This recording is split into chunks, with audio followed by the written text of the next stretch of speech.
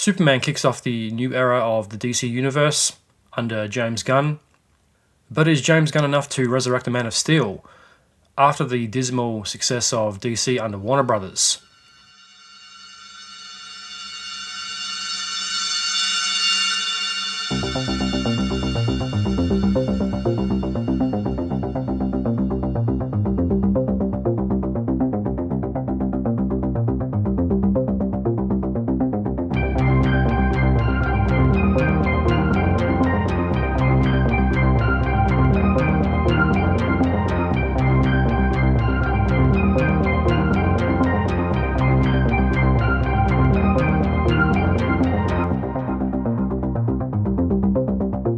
Good evening, you're listening to The Truth Tank and I'm your host, The Tank. If this is your first time listening to The Truth Tank, a big welcome. If you're a repeat listener, welcome back.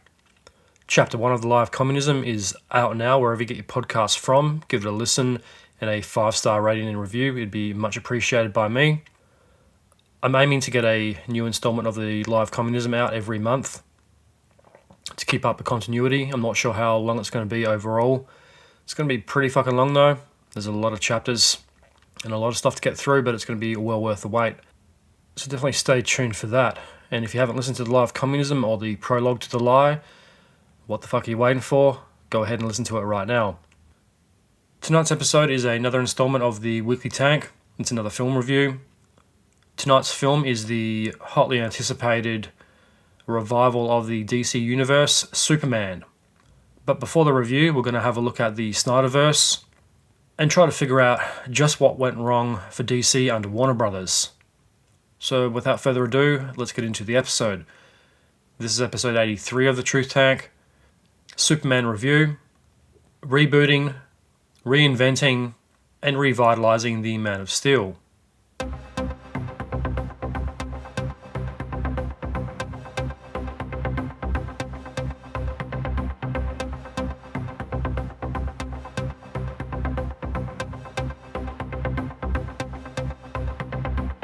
The Snyderverse is well and truly done.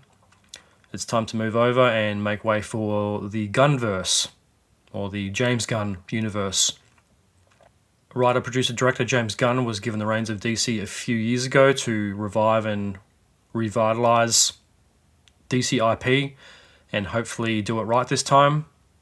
It's hard to believe that the Snyderverse is already over a decade old, and in that time there was really only 3 good films that came out of it. So out of a span of, nearly 12 years or 13 years it was around, only a handful of good films were ever made. And that's a divisive question, because if you ask any DC fan, they're going to be divided on which films were good and which films were bad. Some people liked The Man of Steel, others hated it. I, for one, loved The Man of Steel when it came out. I thought this was a great way to kickstart what should have been a new franchise that could have gone head-to-head with Marvel. At the time, the Marvel films were getting bigger. This is only a year after the Avengers came out. Man of Steel came out in 2013, Avengers 2012. Perfect time to kickstart the DCEU, but ultimately that didn't really happen. As I mentioned, I love the Man of Steel. I just loved how big and destructive it was, even if Superman wasn't quite the typical character of Superman. I did like the direction he went in, making it a darker, more broody Superman universe. I did like the dark cinematography and the more serious tone. It did need a bit more humour, but ultimately I did think it was a good way to start a new franchise, or what should have been a new franchise. Henry Cavill was a great Superman. He's jacked, he's a nerd, he looked like Superman. But he was the most underutilised Superman of all time. And unfortunately, things don't really get much better from there on out. The Man of Steel is pretty much the highlight of the Snyderverse.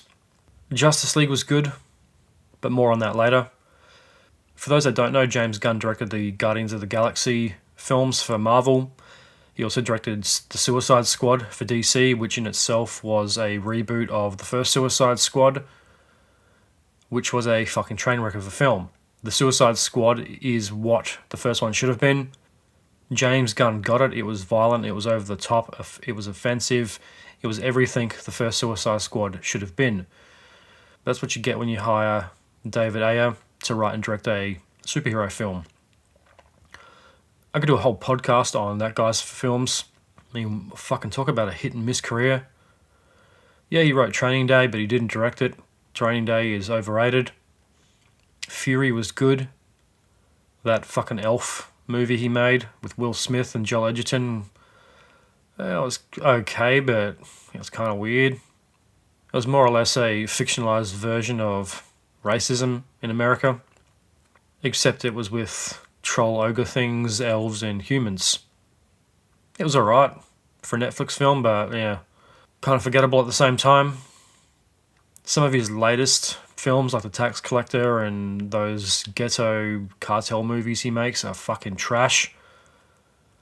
End of Watch was kind of unwatchable. I didn't like that handycam shit. If you're gonna make a film, make a film. If you want to make a documentary, make a documentary. Don't try to make a handheld documentary style film and pass it off as cinema. I've always hated those fucking films. It takes you out of the film and the story, because the whole time I'm thinking, why the fuck can't the camera operator keep the camera still? But back to DC. The other fundamental flaw with the first Suicide Squad is the characters were all wrong. I don't know if this came from David Ayer or the producers, but whoever decided to make all the Suicide Squad look fucking ghetto, with tattoos on their face and grills, gold teeth and jewelry, should be fucking put up against the wall and executed. That was a fucking crime against DC. You made Killer Croc a purple velvet wearing homeboy with gold chains who talks smack to Harley Quinn. Why has Harley Quinn got tattoos on her face? Why would you want to put tattoos on Margot Robbie's face? I don't know. Only a lunatic would want to do that. Captain Boomerang was kind of cool. I think he even has a face tat. Why is Deadshot being played by Will Smith? I thought Deadshot was supposed to be a Russian assassin, not a pimp gangster from the 1970s. The dialogue and the action in that film is also terrible. Rick Flag talks like a homeboy. Another trait of Ayer's films. Everyone's got to talk smack and act like they're from the fucking ghetto. The story was as mediocre as you can get. The first one should have been R-rated, but it just pretends to be outrated and hardcore. I even brought the director's cut of it. Well, what do they call it? The unrated version or the unrated edition, and there was a couple of extra added scenes, nothing too extreme. It didn't help the film at all, and it was still a mediocre pile of shit in the end. They're just a few of the gripes I have with David Ayer's Suicide Squad. It also just stuck to the generic action formula and didn't really try to do anything out of the box. James Gunn's The Suicide Squad, right from the opening scenes, was better than Ayer's Suicide Squad. The scene on the beach was fucking hilarious. Yeah, they killed a couple of characters that probably could have stuck around a bit longer, but ultimately I think it was more of a reset, wiping the slate clean from the first atrocity to cinema. James Gunn's Suicide Squad was fucking great. It was funny. It had proper over-the-top humor in it rather than just ghetto fucking lines from a Crocodile Man. He got the characters. He definitely has a knack for comic book characters. I mean, he's directed enough comic book films at this point.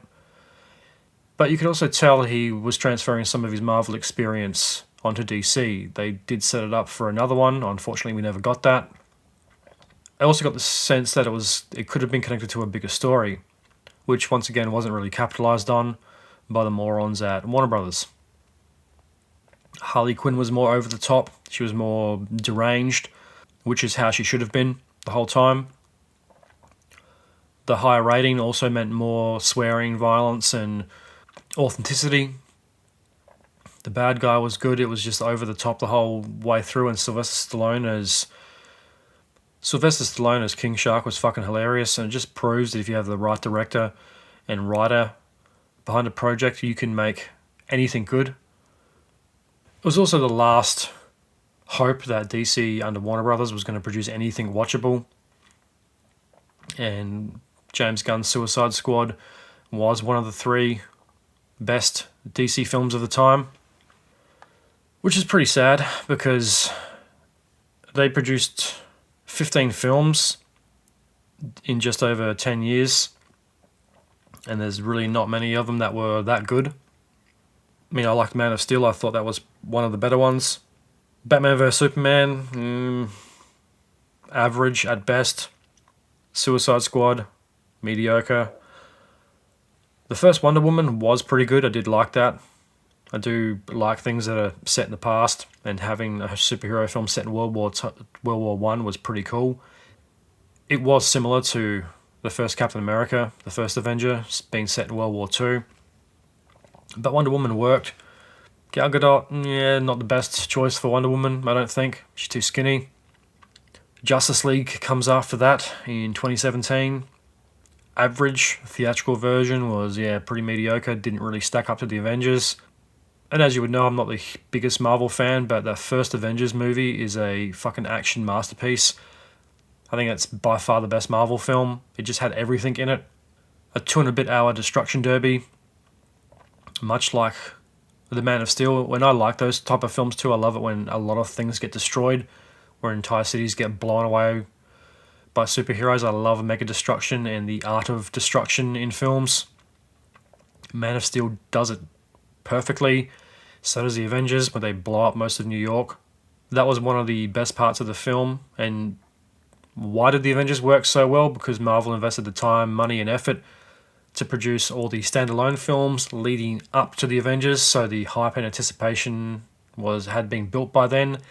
Unfortunately, DC doesn't really get that memo or even try to copy the formula, even though it was, at that point, plain as day to see. Marvel had been around for a while, and yet they chose to produce films kind of out of order.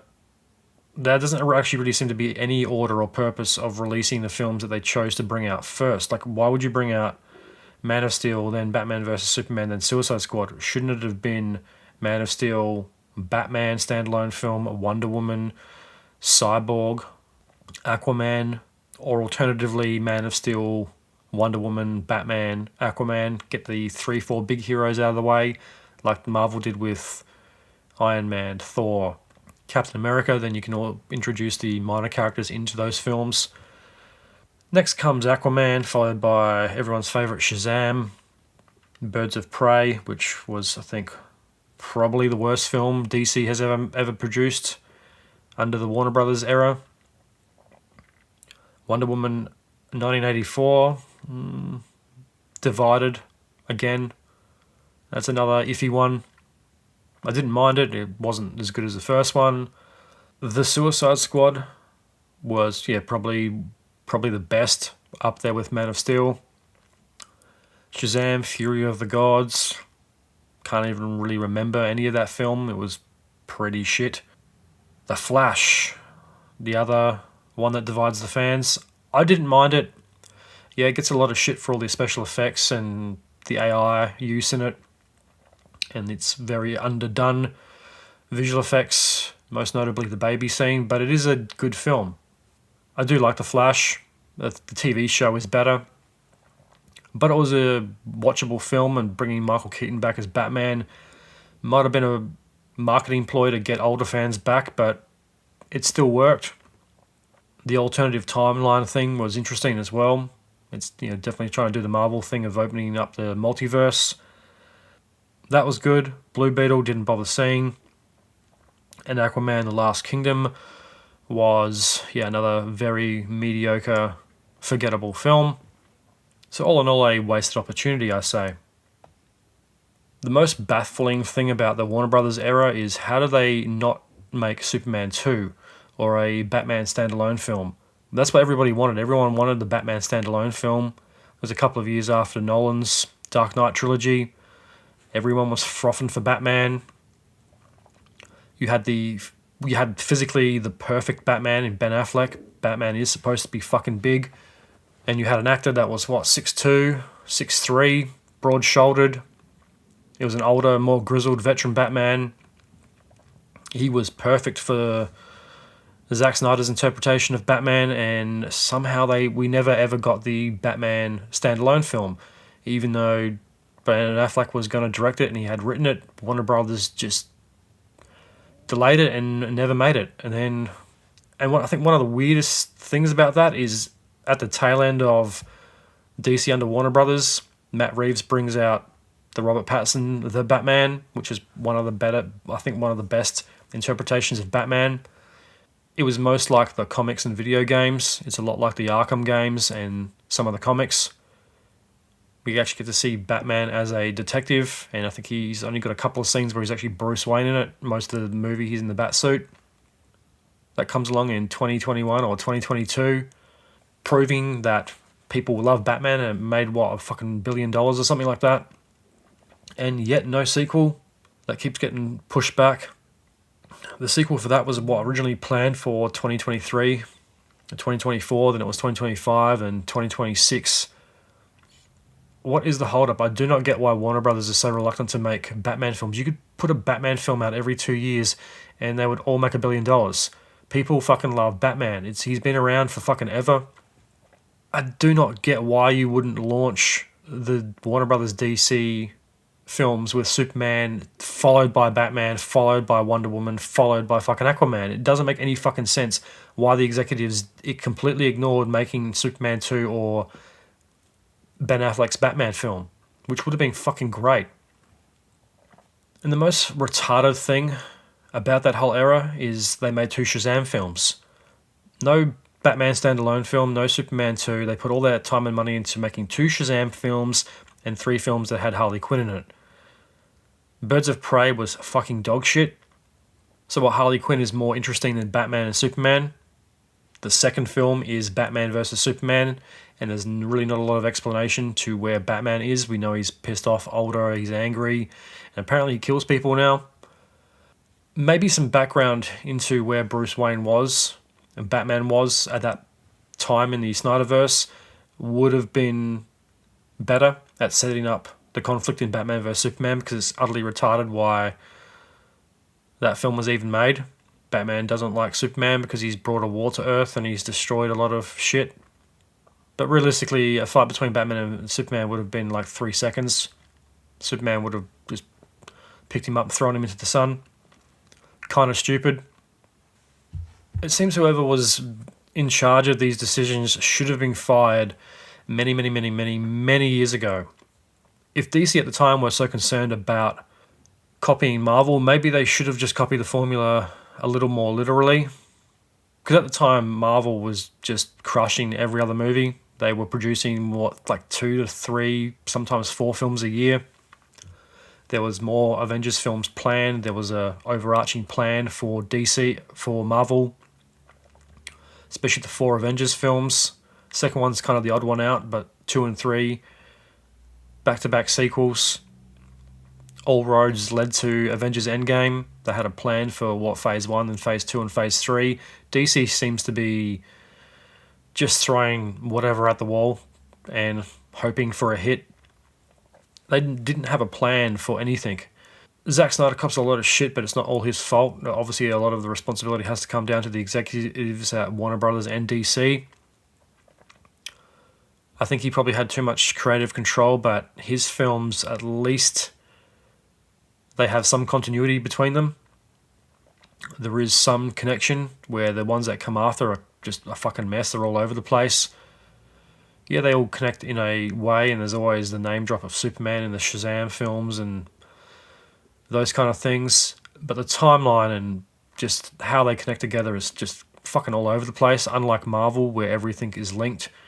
The post and end credit scenes always set up the next film, and DC just kind of disregards a lot of that structure and story building. Which brings us to James Gunn and why he got the job to pretty much reset and restart DC, clean the slate, so to say, and pretty much start again. Gunn has promised to restore the order of DC. I like the back-to-basics approach he's taking and how transparent he has been on social media. It felt like he was being very open with the fans, but at the same time he was saying this is his vision and that he had a direction DC was headed in. I remember that 4 or 5 minute clip he put on social media years ago explaining explaining why he chose to basically just wipe the slate clean and start again, and how Superman was going to be the first film to kick off the new DC era. And they weren't going to bring back any of the other Snyderverse actors, and how everything was just going to be new, wipe the slate clean, start again. The Snyderverse has kind of had its time and kind of come and gone. Time to do it right. And yeah, at the time I didn't really agree with him getting rid of Henry Cavill. I thought, yeah, well, he could have easily brought Henry Cavill back as Superman. He could have brought Ben Affleck back as Batman. But at the same time, I understand needing to wipe the slate clean. I think we've all experienced that in our lives at some point. Sometimes you just gotta fucking throw everything in the bin and start over. And what better way to kickstart the new DC universe with the Man of Steel himself, Superman. And there was no one better to write and direct it either. It also gives me hope and really makes me excited to see what Batman is going to be like. I just hope they get the casting and directing right, because you cannot fuck up Batman. Or you can't fuck up Batman again. So I do have hope that James Gunn is going to do things right, and hopefully he, even though I know he's not going to direct and write all the films because no one could, hopefully he does have a keen eye over the story and directing and make some hard calls if need be. And it's no small task either. It's a pretty big fucking responsibility to be in charge of multiple beloved franchises. He has control of all of it. It's no small task being given that much responsibility. As much as certain fans will go, well, I could make a better film than that. Yeah, could you? Could you handle the pressure and responsibility he's been given? Because not everyone's going to like his vision for DC. Some are going to like the Snyderverse, and they're going to die on that hill, proclaiming that the Snyderverse was the best version of DC. Others, like myself, think that Nolan got it pretty fucking spot on, and Matt Reeves' Batman was probably the most accurate. And obviously the Nolan Batman came around at a time where there hadn't been a Batman film since the late 90s, after that fucking heinous Batman and Robin and George Clooney. We'll talk about a miscast Batman. But that was a more realistic, gritty Batman set in a real world. I like that realism, and that was at a time when all those films were like that. The Bond films were going back to reality. The Bourne films had kind of set that precedent, making everything grounded in reality and gritty and feel real. So it's no surprise that the superhero films went the same way. There was that atrocious Superman Returns film that fucking really didn't make a hell of a lot of sense. Why didn't they just reboot it? Because too much time had passed since the last Superman of the 80s to really make a coherent story that Superman was returning to a film universe most people weren't alive for when it originally came out. Because the original Christopher Reeves, Richard Donner Supermans, they came out in the early 70s, even before Star Wars. So that's a fair fucking time ago. I used to watch those films as a kid all the time, but I didn't realize how old they were at the time. And it's only recently that I've looked back at them and gone, yeah, fuck, that's a fair while ago. And like most of the cast of Superman, the original Superman, are dead now. Richard Donner passed a couple of years ago. That's definitely a very somber closing of that era of DC. I'm a bigger DC fan than I am Marvel.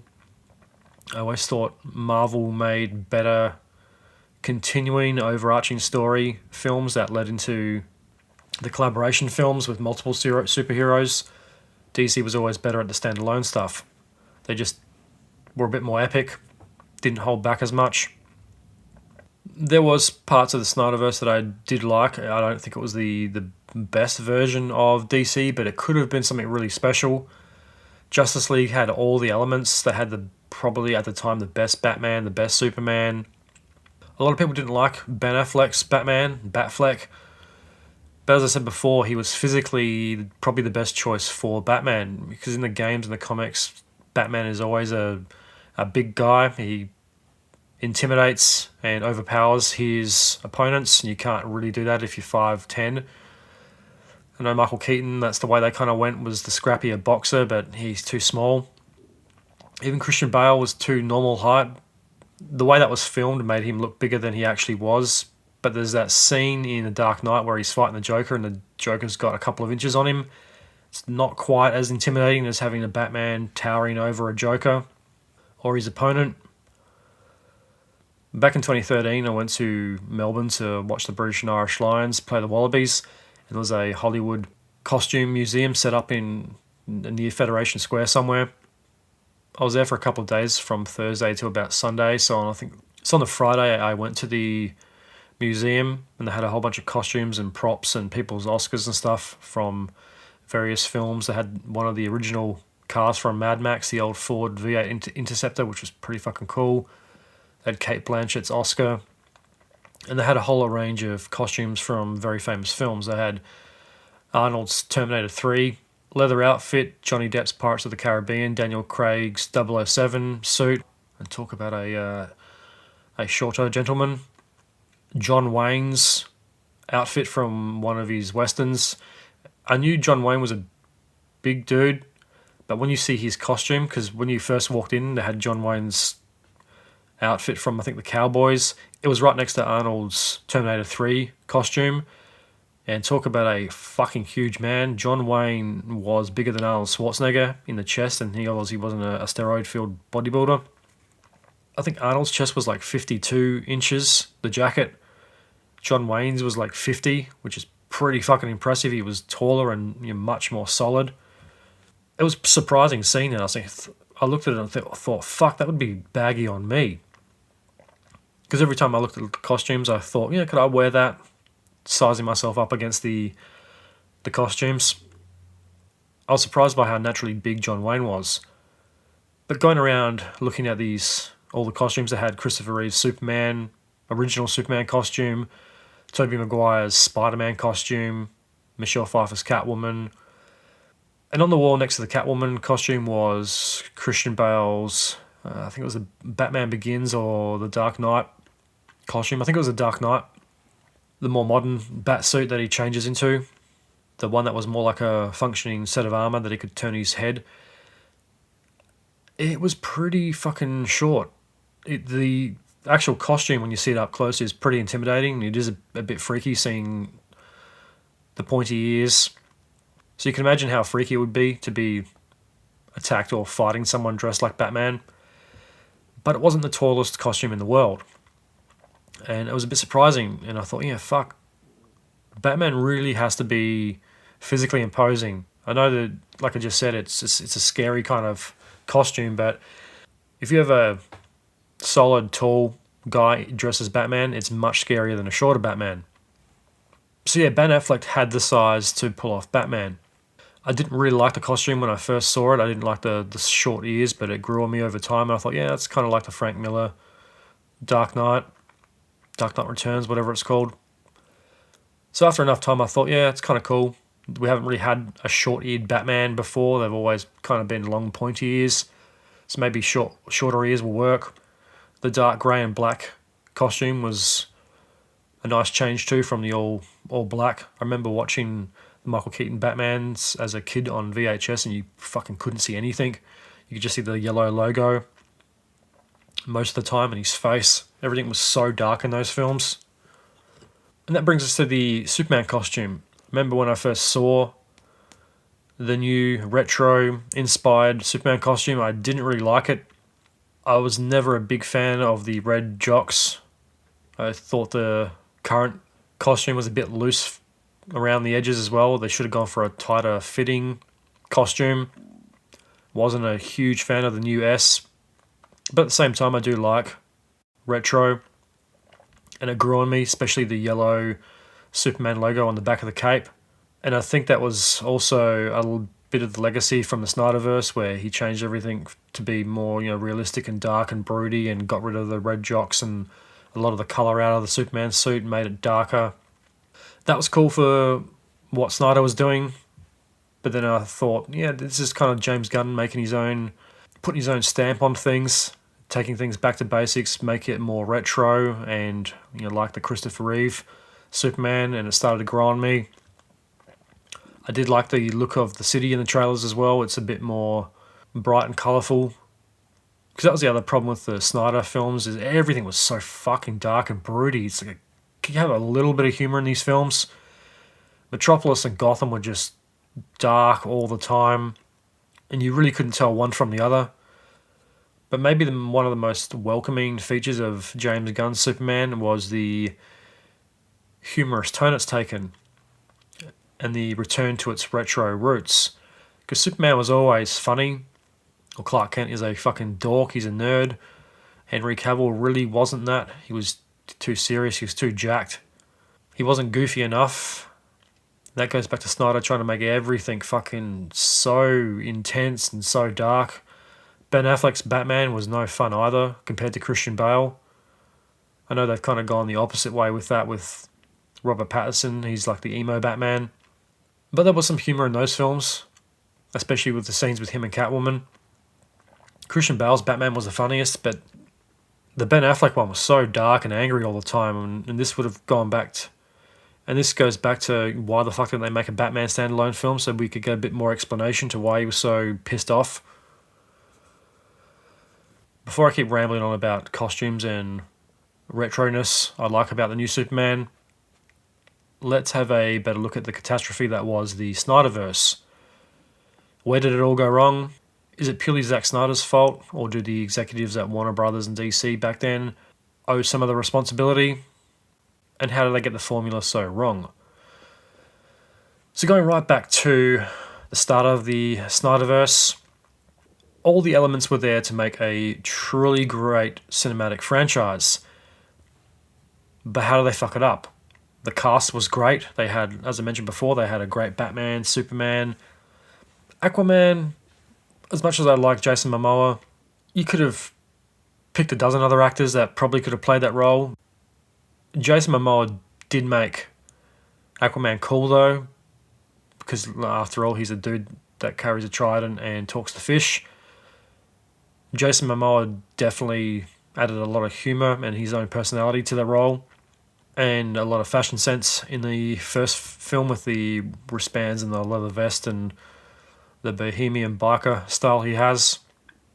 Because in the comics, Aquaman's a blonde dude with short hair, and I think Momoa's Aquaman makes a lot more sense, having a jacked Hawaiian guy with long hair and a beard. That makes a lot more sense for an Aquaman than some blonde dude. Cyborg, Wonder Woman, yeah. Wonder Woman, I think, was miscast. Gal Gadot, however you say her name, yeah, wasn't the best. Wonder Woman, that could have been a dozen other actresses who could have done a better job. She was a bit wooden. But the core casting for Batman and Superman was, I think, perfect for Snyder's vision. The formula was also very obvious. As I mentioned, there was enough Marvel films out. Everyone knew what Marvel was doing. They could have just easily copied the same formula. They could have made a carbon copy of every Marvel film. Just replace the heroes with DC ones. There you go.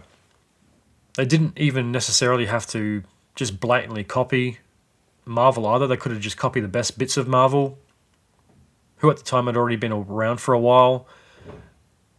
The Avengers had come out in the year before. The second one was on the horizon. Man of Steel comes out the year after the first Avengers film, so it's pretty obvious at that time how Marvel was structuring their universe. You had the three main hero films, followed by the collaboration hero film. Batman and Superman was cast. I think Ben Affleck had been cast as Batman, so you already had the best Batman-Superman combo in the works. We knew Batman vs. Superman was coming out not too long after Man of Steel. That was when I had some questions. I thought, kind of, this is a bit stupid. Shouldn't we have a Batman film before we have Batman vs. Superman? I'm pretty sure at the time DC had outlined what films were to come. Man of Steel was going to kick things off, followed by Batman vs. Superman. Then I'm pretty sure it was either Justice League or Wonder Woman came after Justice League. Then Aquaman, which made no fucking sense. It's like, where's the Batman film? Where's the Aquaman film and Wonder Woman before Justice League? After that, it was kind of like they were just clutching at straws trying to make whatever. Oh yeah, the Suicide Squad was in there somewhere. Did that come before Justice League? I can't fucking remember. Where was the Flash film? The Flash film should have probably been straight after Batman, because he's one of the main heroes of the Justice League that I kind of always forget. And the rest, as we know, it was a complete fucking train wreck. 3, maybe 4 films out of the 15 were actually good. The rest can go all in the bin. But DC had all the elements right in front of them, staring at them in their fucking face. Which begs the question, with all the resources, with all the elements in place, how do things go so pear-shaped? Going back to Zack Snyder, is it all his fault? Probably not. Snyder's vision wasn't that bad. It was a bit self-indulgent. Actually, I think a lot of it was pretty self-indulgent, and there were a few major flaws that were very critical to the character of Superman especially. As I keep saying, not enough Batman. Needed a standalone film explaining where the fuck he was and what happened to make him so grizzled, angry, and not to give a fuck. Why is he killing people? That's a pretty big character flaw for Batman. That's always been the golden rule through most of the interpretations of Batman over the years. That was one of the elements that never changed. You could change the character and the setting and make him older, angrier, younger, whatever. But he never really killed people. Does that destabilize the Batman character? Therefore destabilizing Snyder's vision? And it seems like a pretty minor thing. But to real hardcore Batman fans, that's a big issue. That could also ruin how fans are going to react to the rest of the Snyderverse. Are they going to come back for the other films? Or are they so pissed off that they changed Batman? But going back to what I keep saying multiple times about making a standalone Batman film, all that could have been explained if a standalone Batman film comes out before Batman vs. Superman. Maybe some dramatic event happened to make him not give a fuck. We get a little hint with the Robin costume in the very weird modern art concept of the Batcave, which I fucking hated. It should be dark and broody, not full of waterfalls and concrete. The waterfalls are cool, but I didn't like all the glass and concrete and all the modern levels and shit they have in it. You get that brief scene of the Robin uniform sprayed in spray paint from the Joker. Obviously something happened, he probably got killed, which fits in with some of the comics and stuff. The Jason Todd story or whatever it was. I don't read the comics, so I'm not 100% on all the backstory. So forgive me for my ignorance. That would have been a great opportunity to explain that little Easter egg you get in Batman vs. Superman. It's pretty early on into the film. They could have put that into the standalone Batman film. Okay, this happened to Robin, the Joker kills him or whatever, and that's why he is like he is. And that's the other thing, I think Jared Leto is the fucking worst Joker of all time. The fucking grills, the tattoos all over him, the tattoos on the hand, the tattoos on the face. Fucking retarded. Whoever signed off on that Joker, I'm looking at David Ayer on that one, should never be allowed to touch a fucking movie again. It was horrific. Jared Leto is a great actor, but that fucking version of the Joker sucked. The fucking purple coat, the no shirt, and the boxer shorts, fucking horrific. Hollywood's obsession with those face tattoos is disturbing. He could have played the Joker really fucking well too, if it was more restrained and less ghetto. He probably would have done a really good job of it. But those things destabilize the character of the Joker the same way I think killing people for Batman does the same thing. Snyder was on the Joe Rogan podcast for the last year and he was explaining about the fan backlash, about changing the ethics of Batman. He mentions that can the character of Batman survive? Something like that. If you destabilize a character, is the core of Batman strong enough to survive changing something so dramatic and so central to the character of Batman? That's pretty interesting. I probably would have gone the opposite way myself. I don't think it was the smartest decision. Because I remember when I first saw that in the theaters, I was thinking, did he just blow someone up in the Batmobile? I think because there's no way anyone would be able to survive that. And then that scene where he's fighting all those guys in the warehouse and he's smashing heads against walls and through boxes. I was thinking, yeah, I don't think you're going to be getting up after that. That's like you're either in a fucking coma for months, or you're dead, or have significant brain injuries. Yes, it makes sense in some regards that this older, grizzled Batman just wants to dispatch opponents as quickly as possible. And I do like that about the different versions of Batman. Robert Pattinson fighting bad guys is therapy, beating the shit out of people, beating them to bad guys to a pulp. Like the start of that film when he's like, I am vengeance, and he takes out all the scumbags at the train station. And that scene with him just pummeling that guy, and there's no music, it's just him beating the shit out of this bad guy. Fucking fantastic opening. It shows you where Batman is, young and angry. Christian Bale's was more technical, dancing around people, fighting them, incapacitating them in a very theatrical and fancy way.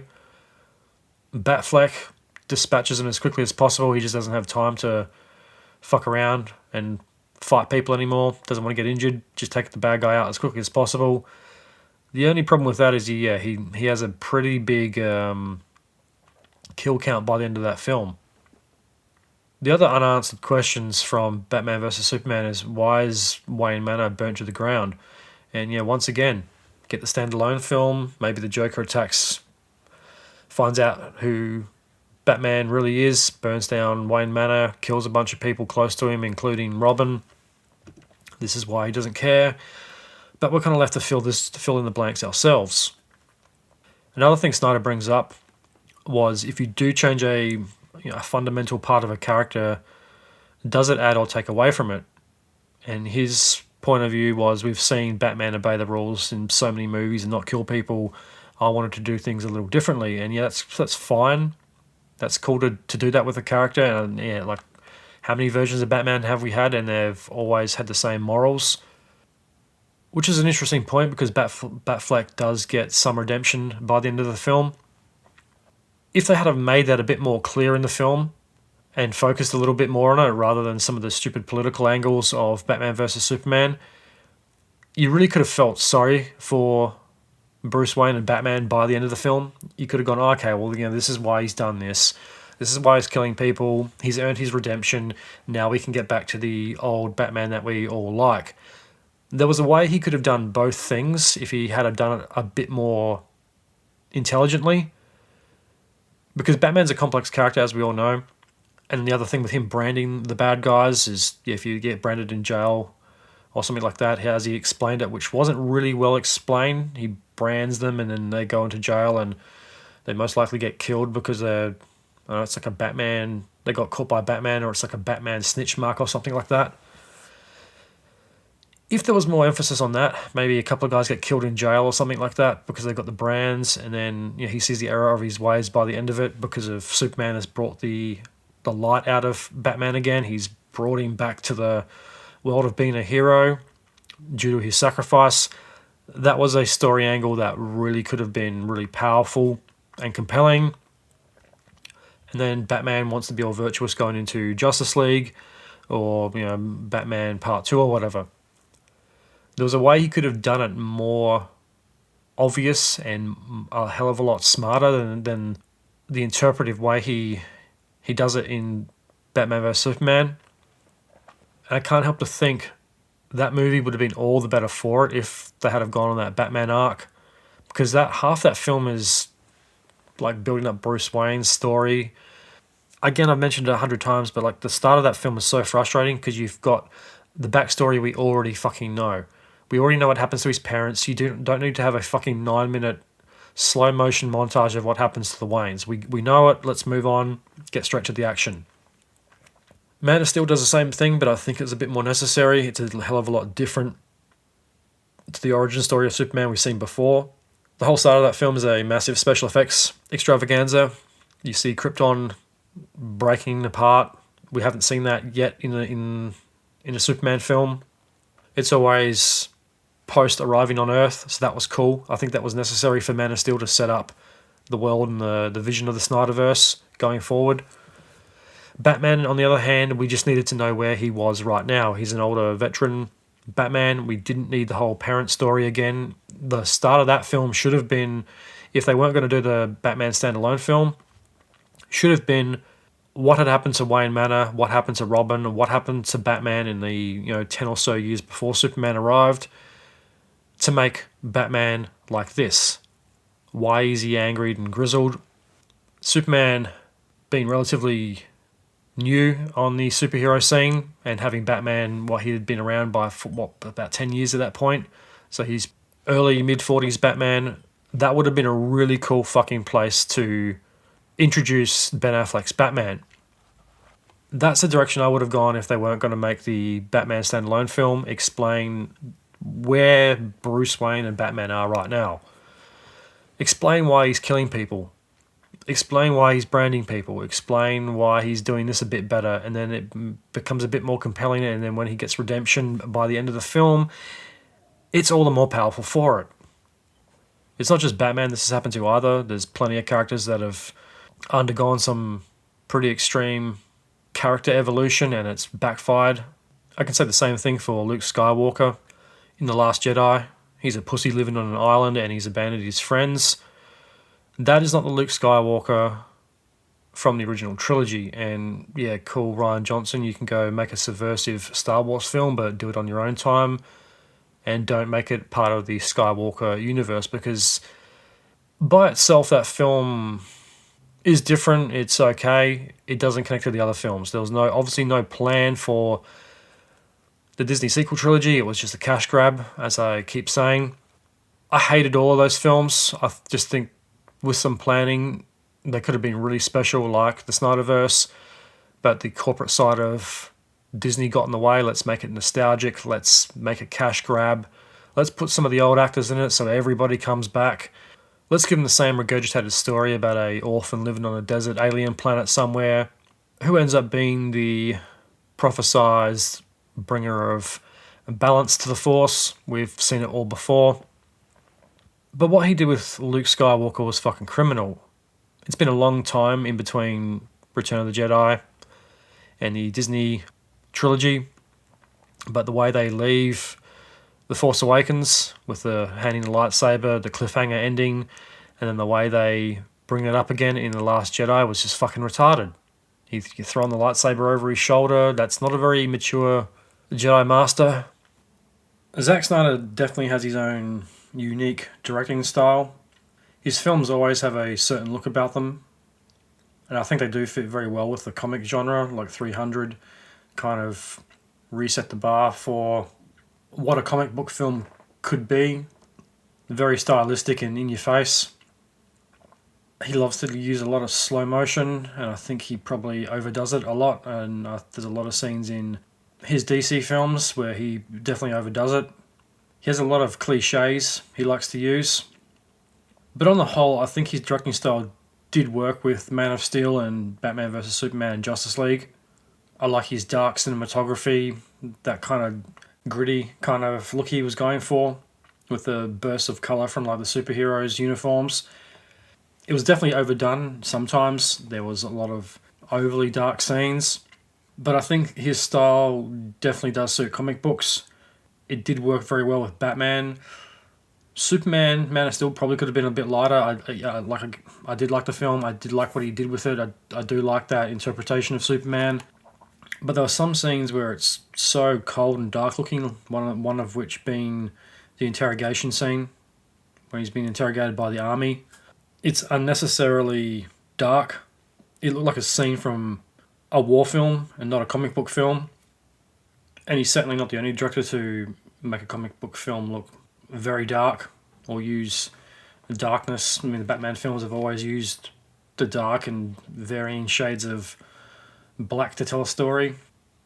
Although I think Snyder does miss the mark a little bit. I think he kind of loses a bit of the joy in the superhero film, trying to make it so ultra serious.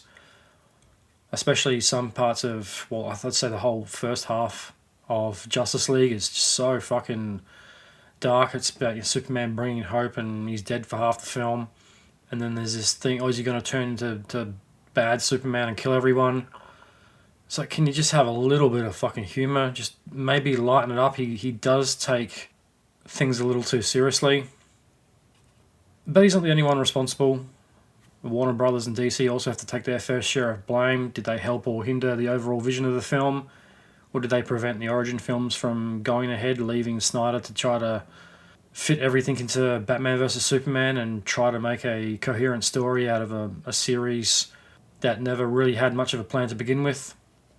Did the executives at Warner Brothers or DC just play it way too conservatively because they wanted to appear like they weren't copying Marvel too much? They didn't want to make the 3 standalone hero films, then go into Justice League. They wanted to do something a bit more outside of the box, which in the end had the opposite effect and ended up destabilizing all the other films before and the films that came after. A lot of people over the years have asked the question, why wasn't there more films? Why wasn't there more Superman films? We were promised a Man of Steel 2 after the first one. That was supposed to be like a midway point in the DCU. It never happened. Why jump straight into Justice League without a better thought out plan?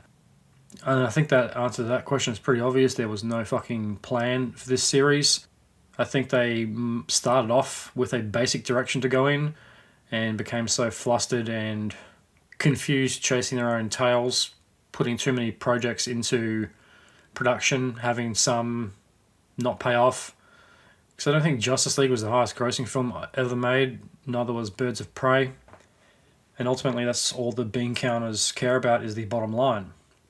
Fuck the artistic vision, it's all about dollars and cents. One of the biggest pieces of evidence to support my theory, I'm calling the Justice League anomaly. When Justice League came out, it was 2017. This is the height of the superhero film. Marvel is crushing box office records left, right, and center. There's been 2 Avengers films out. DC wants to capitalize on this and have their own Justice League. So you can maybe forgive them for rushing the standalone films and going straight into the collab film. But unfortunately, as I've previously discussed, that wasn't really the right road to go down because you have to invest time and effort into a story. Otherwise, no one's going to give a shit. Marvel understands this better than anyone. You have to spend the time and effort building the stories, creating these and building up these characters, having a plan and a direction to build in. So when the Avengers comes out, people give a shit about the characters. I dare say Justice League probably would have done better at the box office if they had to put more time and effort into it, building the characters. Because I remember when it came out, I thought, fuck, that just kind of came out of nowhere. I knew it was coming out and it was in production, but we haven't even got the Aquaman or Wonder Woman films yet. I knew who those characters were. I don't know a huge amount of backstory on Aquaman or Wonder Woman, and there's a huge amount of the film-going audience that really only was familiar with Superman or Batman or both and had no fucking clue who any of the characters were. I didn't really know who Cyborg was. I knew of the character, but not much more than that. The Flash, it's been a long time since he's been made a theatrical appearance. At that time, I think the only Flash film was made in the 80s or maybe very early 90s, and the TV show had been pretty popular a few years before, and that's how I knew about the Flash. So I can't help to think if they had spent more time developing these characters and investing the time, people would have given a shit about Justice League, because most of the audience, apart from the hardcore DC fans, are probably not going to go see a Justice League film if they are only familiar with 1 or 2 characters. They see a poster with Batman and Superman and a bunch of other people and think, who the fuck are they? I don't know who this red guy is, I don't know who the fish man is, or the woman with the lasso, or the robot guy. So why the fuck should I be interested in a movie that's got all 5 of these characters in it? They shouldn't, is the simple answer. If the people behind the film aren't going to give 2 fucks and invest the time and effort to developing these characters, why should the audience give a fuck about seeing the film? And ultimately this kind of seems to be the scenario that plays out. The theatrical version of Justice League was released in 2017. It was good. I saw it the first day it came out. When I first saw it, I did notice a lot of plot holes in it pretty early on. The most obvious comes right at the start of the film, where Batman sets that trap for that flying alien scout thing. And the whole time I was wondering, they haven't really mentioned aliens in this universe, apart from obviously Superman being the most obvious one, and General Zod. But what the fuck is this flying thing? Who does he belong to? Who's he a scout for? It's not a good way to start a film where you're setting up this alien invasion scenario, interdimensional beings scenario, whatever the fuck it was, where you haven't really explained what this creature is, where they've come from, or who the bad guy is going to be. Unlike Marvel, that developed it over several movies, introducing more of the alien technology. And yes, they don't mention the bad Avenger alien things right off the bat, but Loki was the antagonist. That's after the Tesseract box thing, and the aliens come through. He opens a portal, and the aliens come through. It's been a while since I've seen it. It's explained much better, and these aliens work for Thanos. He's not going to waste his time coming to Earth and destroying the Avengers, where he can send one of his lackeys to do it. And this is pretty much exactly the same story that plays out in Justice League, except minus the explanation and the drama and the build-up. Justice League does pretty averagely at the box office. It makes a worldwide total of $661.3 million, which in the terms of the modern day blockbuster is pretty average. It's pretty average when you consider the budget of the film was $300 million, which seems like a colossal waste of money.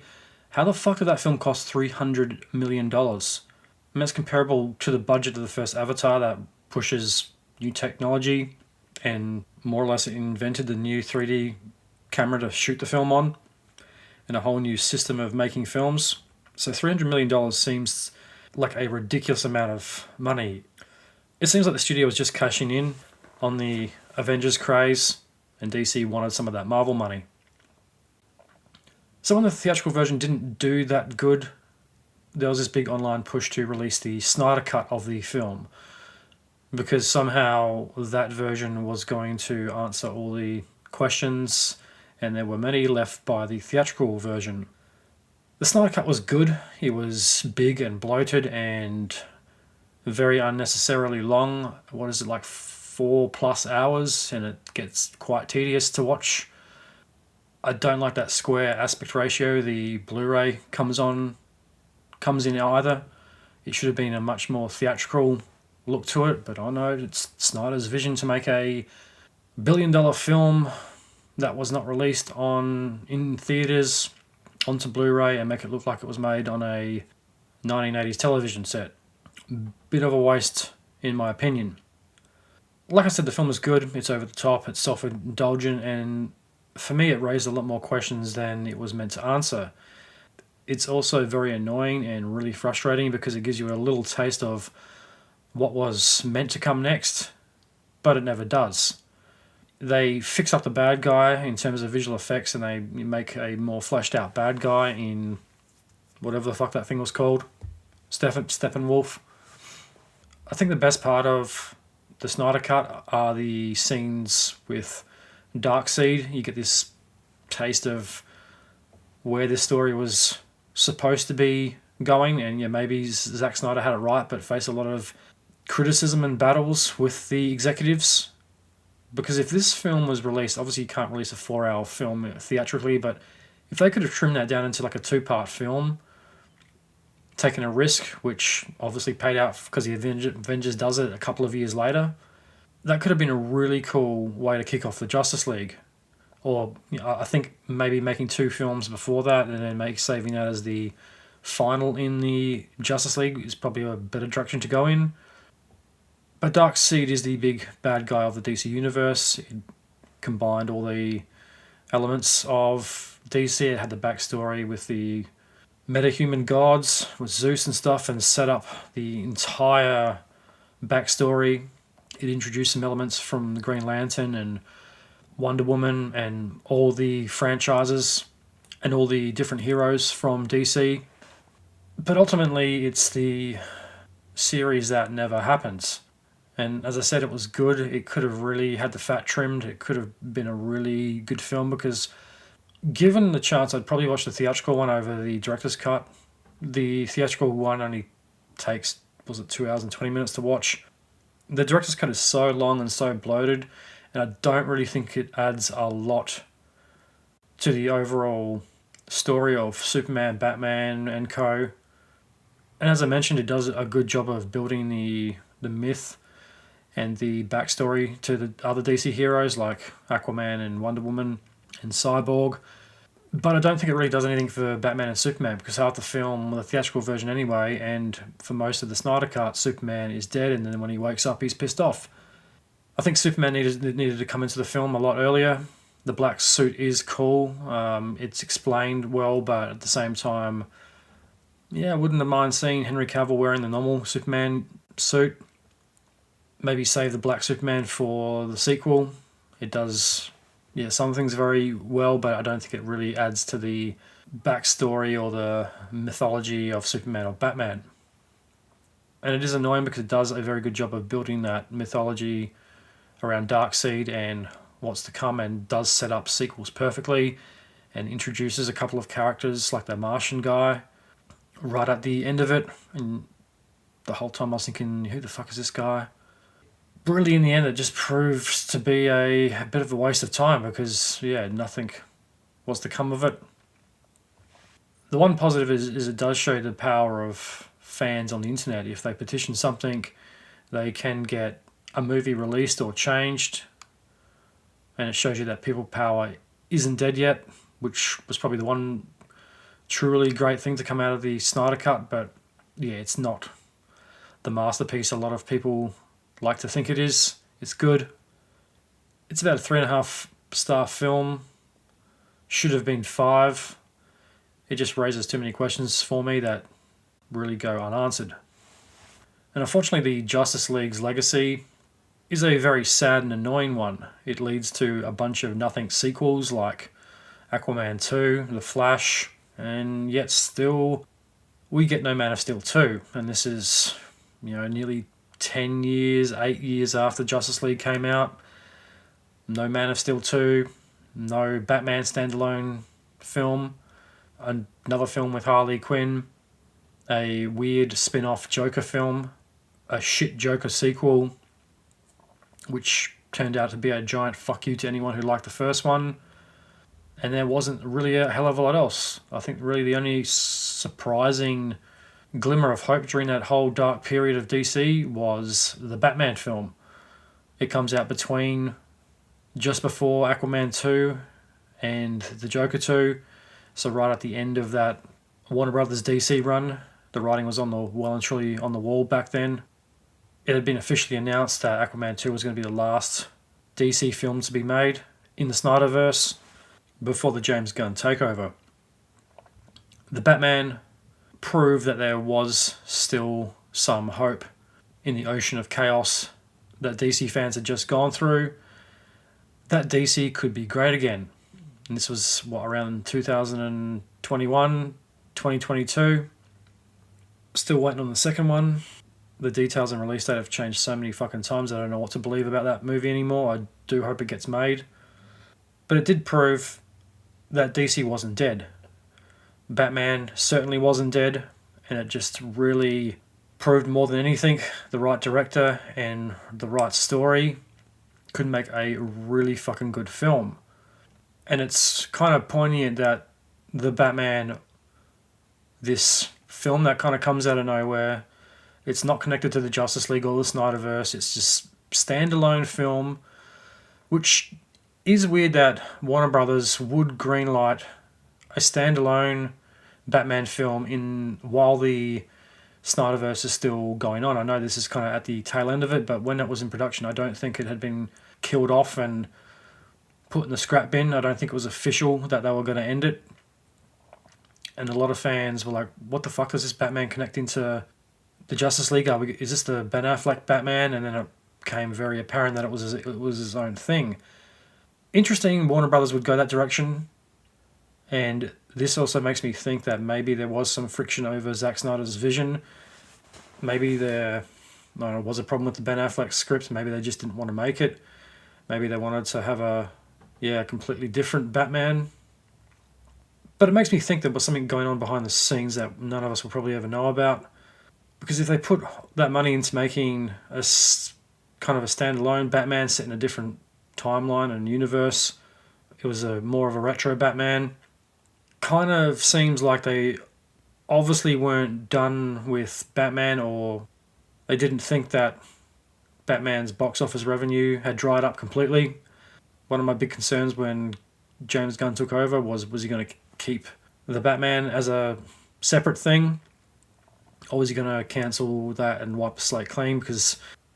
And at that time it was getting really annoying that film series were getting cancelled and pretty much rebooted. It seemed like every couple of years there was a reboot going on because the previous film had sucked so badly and it couldn't be saved, and the only way to make heads or tails out of it was to cancel it and wipe the slate clean, start over. So I was really getting worried that is Gunn going to do the same thing and cancel the future Batman? But no, he said that was going to exist in like the Elseworlds DC. It's not going to be in the same timeline, but it's going to be like its own standalone story still under the DC umbrella, which was good. And it doesn't conflict with his vision or the future Justice League films. But it does prove that Warner Brothers and DC weren't quite finished with the Batman. If they had put that money into it, it does seem to me like they deliberately didn't want a standalone Batman film connected to the Snyderverse. Maybe there was a script problem, or Ben Affleck was asking too much money. He seems to be like he was on board with it, and it just got cancelled last minute because they wanted to rewrite it because they weren't happy on the bad guy. Now I think his version had what's his name, Deathstroke in it. He pops up at the end of Justice League, and they're going to make that bad guy's Justice League with fucking Jesse Eisenberg in it. And Deathstroke was in those post-apocalyptic scenes in the Justice League. That would have been a cool movie to make too. The whole apocalyptic Batman, dark Superman, siding with the aliens and becoming a god of destruction. That would have been cool. And I think that's probably one of the other more interesting parts of Justice League. It just wasn't really well defined. Going back to what I was saying about having a good director and a good story, if you have a good director and a bad story, I think you still get a shit film. And maybe the biggest fuck up of Batman vs Superman was the script. I think it's one of the most retarded scripts ever. The political stuff was fucking lame. Batman's motivations were understandable to a degree, but his anger wasn't. The fight is ridiculous. It should have been good. It should have been an instant hit with Batman vs Superman, Alien vs Predator. Those two iconic franchises facing off against each other, they should be good, but to this day I don't think there's ever been a good so-and-so versus so-and-so film. Freddy vs Jason sucked, Alien vs Predator sucked, Alien vs Predator 2 sucked even more, Batman vs Superman was average. One of the biggest flaws of that film, besides what I've already mentioned, is I think it tries to be too smart. It thinks so highly of itself. It pretends it's this big political thriller wrapped in a superhero film and fails to do any of those points well. The political stuff in that film is so fucking dumb. Snyder does not understand politics. He doesn't not know how to use them in movies. Stick to the slow-mo, because that was like what Christopher Nolan did very well, is he inserted politics into the whole background of the Dark Knight trilogy. It was always there, but it was subtle. But Snyder makes it a core part of the focus, and it's tedious. It's one of the most annoying parts of Man of Steel, is making Superman overly political, and that was at a time where politics was becoming very divisive, and James Gunn's Superman does dabble in the political a little bit, but it has a bit more purpose to it, where Snyder just completely goes over the top with it. One of the best examples of Snyder misusing politics is that monologue given by Jesse Eisenberg, where Lex is talking to that senator. The redcoats are coming. It's fucking cringy. And Jesse Eisenberg was very miscast in that film, and that monologue is just... I didn't really get what the point of it was. Is he trying to explain Superman's origins, or that Superman is a threat, or is he trying to be intimidating to the Senator? There were so many things mixed into that scene, it loses all its impact, and I always thought it was really fucking dumb. Maybe I just missed the point of it, but it came off very fucking juvenile and pointless to me. So this brings us to the Great Reset, and the reason why James Gunn was brought on to head up DC going forward. While a lot of people, me included, thought he should have saved some of the elements of the Snyderverse, such as Henry Cavill and Batfleck. And yeah, once again, it's a crime that Man of Steel 2 was never made, and Ben Affleck didn't get to direct his standalone Batman film. I completely understand why he had to wipe the slate clean and start again from scratch. I don't think he had much of a choice. It's the only way you could have restarted any franchise coherently is by completely starting over and ignoring everything that had come before it and just doing it again. And that really does show you what a catastrophe DC was under Warner Brothers and the whole fuck up of the Snyderverse. The big question still remains though, can he pull it off?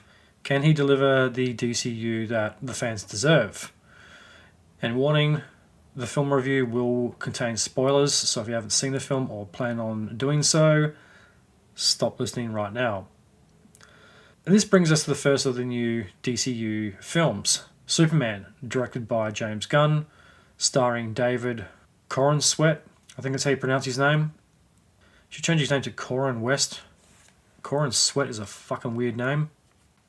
Rachel Brosnahan, Nicholas Hoult, Nathan Fillion, longtime James Gunn collaborator, and appearances from most of the Guardians of the Galaxy cast and Michael Rosenbaum, however you pronounce it, Lex Luthor from Smallville. These are very subtle and not very obvious appearances, but if you listen to the voices, you can figure out who's playing these characters. And as I mentioned before, I'm a big DC fan, and I've been looking forward to this film since I heard about it. I'm more of a Batman guy myself. I do like Superman, but yeah, Batman's my homeboy. Everyone loves Batman. I love the darkness, the dark and brooding, moody billionaire with emotional issues who, in all likelihood, is probably a psychopath, but a good psychopath. Batman's kind of the odd one out when it comes to superheroes, because much like Tony Stark, he's the eccentric billionaire who relies on technology, gadgets, and his own wit to outsmart the baddies. But there's been a lot of hype about this film. I've been looking forward to it for a while. It did get made pretty quickly since its announcement. I did see a few trailers in the cinema because I don't really watch trailers anymore, apart from the theatre. There did look like there was a lot happening in this film, and it was going to be pretty action-packed. I kept wondering, how is James Gunn going to start this new era of DC? So the opening scene catapults you straight into the new era of DC, like a piece of kryptonite hurtling down to Earth from the far reaches of space. Superman is lying bloodied and battered in the snow, which is odd because we're not really used to Superman having the shit kicked out of him, so starting a new era of Superman with the hero bloodied and battered, lying in the snow, covered in his own blood, gasping for air, was a really interesting way to start this new era.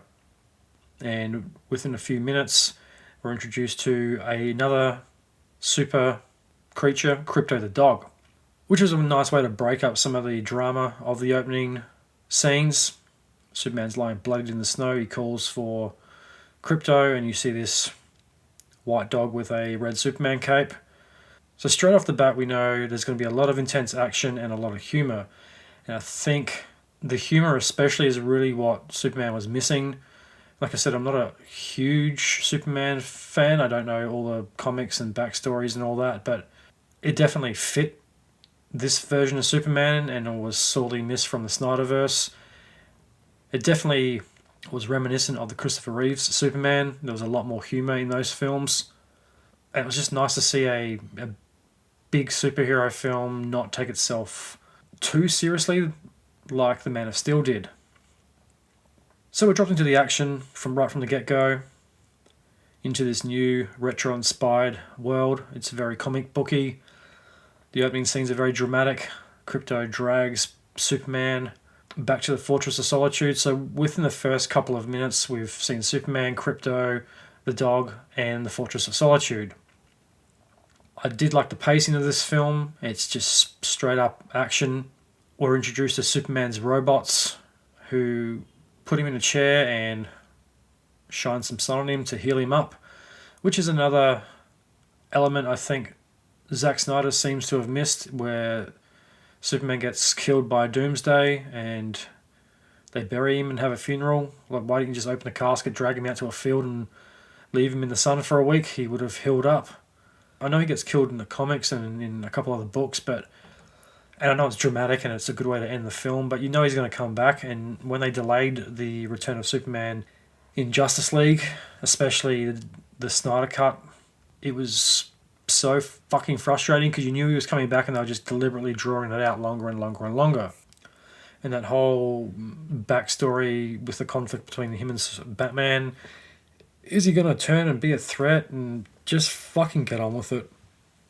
It was very unnecessary to add another story element into that and add to the running time. But anyway, back to Superman. Now, I was expecting a traditional kind of backstory to this. I don't know why. I thought they would kick off a new era by like establishing a framework or a set of rules to where this DC universe is taking place, like where Superman is right now. I'm also very happy they didn't do the generic backstory either. They kind of, James Gunn definitely has his own take on it. They don't do the typical origin story straight off the bat. The audience pretty much starts watching the film halfway through a story that we haven't really seen the start of, but we're dropped straight into the action, into this world full of metahumans, pocket universes, and monsters attacking cities. The audience has dropped straight into this new world of Superman.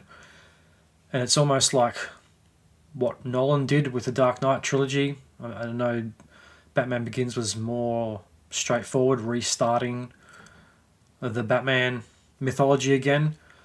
But similar to what he did with the Dark Knight, you don't need a whole backstory to the Joker to make him a compelling character. You can pretty much meet the Joker 5 minutes before they go to rob a bank, and it still works. You don't need a backstory, and I hate that mentality of Hollywood where they have to make a backstory to everything now. They have to make a fucking prequel to like random characters that don't really need explanation. If you bothered paying attention, the explanation's already there. So I did appreciate that, even though I was expecting a bit more of a straightforward backstory, I'm very glad that James Gunn didn't go this way. And as I said, this is a world full of metahumans and pocket universes, and where monsters attacking cities are a normal everyday occurrence. I did like this style, this just being dropped straight into the action and having to figure things out. And once again, and that's another trait of Nolan. He doesn't really care if you don't understand what's going on. He's telling his story and it's up to you to figure it out. I like being dropped into a film where you have to figure out where you are and a couple of the details like that, and you don't have everything just spelled out for you and plastered on the screen and make it completely fucking obvious like J.J. Abrams does.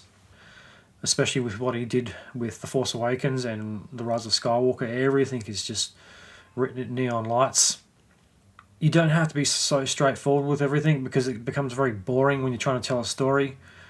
And that's why Nolan's films resonate, because you have to be smart to figure them out. And I think a lot of people like to see those films proving to their friends that they're smart and that they can figure it out like everybody else. And, oh yeah, I completely understood Interstellar and Inception, and really they have no fucking idea what happened. Superman, much like Batman, doesn't really need much of an introduction anymore. I don't think we need to rehash the origin backstory. How many times is the Batman backstory being done? How many times is the Superman backstory being done? Everyone should probably know it by now, and if you don't, you can go Google it. However, we are filled in with the 3 lots of 3 right at the opening of the film, which was a very clever way of setting up this DC timeline. It explains that metahumans have been around for 3,000 years, which is kind of what Snyder was trying to do with Justice League. There's a little bit of backstory to that with the Greek gods, the Atlanteans, and the Amazons. This timeline is similar. Metahumans first appeared about 3,000 years ago. 3 years ago, Superman appeared. And 3 minutes ago, he lost the fight for the first time. Kind of similar to the Batman. It's 1 year into Batman being Batman. There's no backstory in that film either, which is fucking fantastic. It's just straight into the action. Batman's already established. We don't need him making a homemade costume and learning the ropes. We can kind of fast forward that.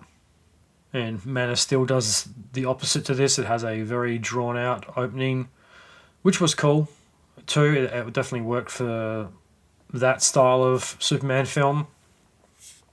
The pacing to Superman is great. It's just one thing after another. It starts off with action and humor, and it keeps the ball rolling. I was a bit skeptical of David Corran Sweat when I first heard he was playing Superman. I had no fucking idea who he was.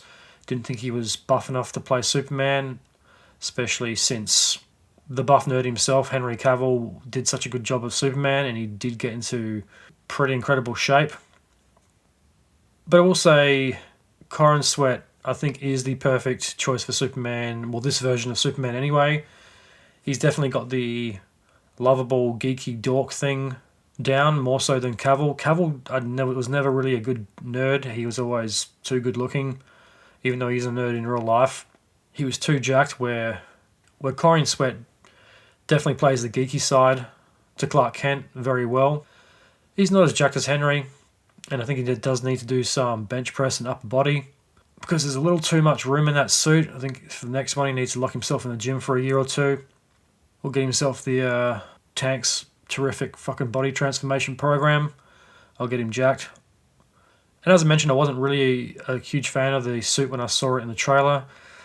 Still not 100% sold on the red jocks. That's something that will grow on me, I think. But also did like how there wasn't an explanation for the suit, like Snyder tried to do with Man of Steel. They try to over-explain why Superman wears what he does. In this, it's just like, yeah, it's kind of retro. He needs to wear something. This is the Superman uniform we're going for. That's all the explanation. I did like the retro logo. It was very cool, and I do like the lighter colour blue and red. I did like the darker blue too from Man of Steel, but I think the more retro colour blue definitely suits with the Christopher Reeve Superman and works a bit better for this type of film. The suit, I will say, definitely has a relaxed retro fit to it. It's not as tight as modern day superhero costumes. It's a little loose in some places. The Fortress of Solitude was pretty cool. It definitely was very reminiscent of the Christopher Reeve's Fortress of Solitude. The robots and tech were also pretty cool. Definitely fits this film. That retro 70s style of design. Someone should have told Snyder about that, because Henry Cavill's Superman doesn't really have much of a Fortress of Solitude apart from the UFO in the Arctic, but I think that leaves and ends up in the fucking city, so Superman doesn't really have anywhere he can go. So it was a really nice touch that they brought that back at the start of the film. So after Superman gets some sun and recharges, he heads back to Metropolis to continue the fight, where we get our first introduction to the new Lex Luthor, played by Nicholas Hoult. I was expecting Lex's intro to come a little later, not be right at the start. Nicholas Hoult has proven himself to be quite the versatile actor over the past couple of years. He's always picks interesting characters. That's the second time he's played a skinhead. When he played the War Boy from Mad Max Fury Road, he was great in that. He's become one of my favourites over the past couple of years. He was great as Beast in the last couple of X-Men films. And he does a fantastic job of Lex Luthor. I think he was the best Lex Luthor, maybe even better than Gene Hackman. And he was about 1,000,000 times better than Jesse Eisenberg's Lex Luthor, which was a travesty to the Lex character. And going back to that Red Coach speech from Batman vs Superman, it's got to be one of the most cringiest monologues in cinema history, and a very distorted metaphor for Superman, if that's in fact, what it was meant to be. Sticking with Eisenberg's Lex Luthor for a minute, his version of Lex Luthor was never properly explained, or his motivations. They're kind of just vague and generic. Why does he have long hair? It's kind of stupid.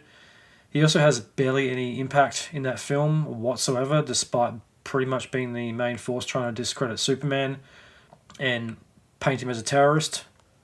He has all this access to all that Superman technology and makes Doomsday and eventually gets arrested, where he's visited by Batman in jail. He has such little impact in those films. If he wasn't in it, the film still would have made sense. Now, Eisenberg also plays Lex like a creep and a deranged, like crazy CEO, as opposed to a scientist, like some of the other interpretations. He definitely comes off like a fucking, like just a deranged psychopath, where I always thought Lex Luthor to be more of a cold, calculating CEO, kind of like Smallville, where he's kind of mentored by his father to be this cockhead CEO who's ruthless. He's like a ruthless businessman with a scientific brain, very cold and calculated and manipulative. Gene Hackman was a great Lex Luthor, and I think Nicholas Hoult has set the new standard for Lex Luthor. He was fucking great. He really got that character. He doesn't take anything too over the top like Eisenberg tried to. He went way too nuts with Lex and just made him out to be a complete fool.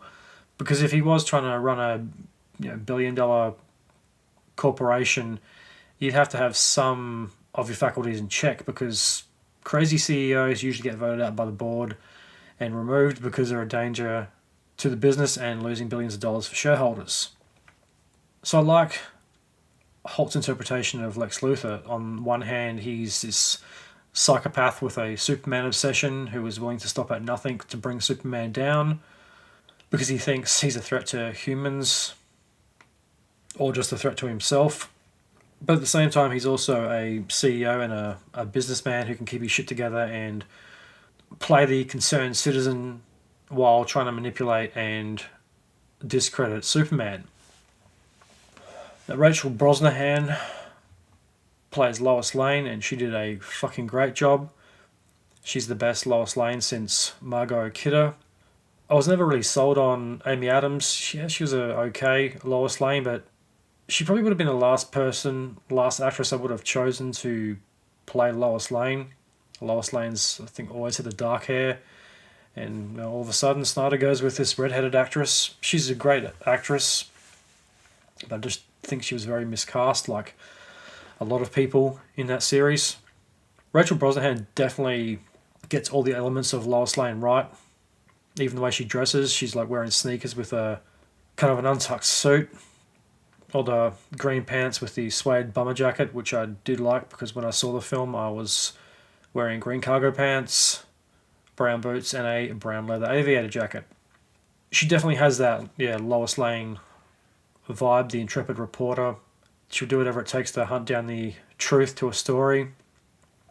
Superman returns to Metropolis to finish his fight with the hammer of Boravia, however it's pronounced. This turns out to be a distraction designed to set up Superman. The Boravia plot is a big driver of the story. It's a conflict between two rivaling nations, and it's a pretty clear metaphor for today's conflicts: Russia versus Ukraine, Israel versus Iran, Israel versus Palestine, Israel versus Lebanon, Israel versus Syria, and everyone else in the Middle East.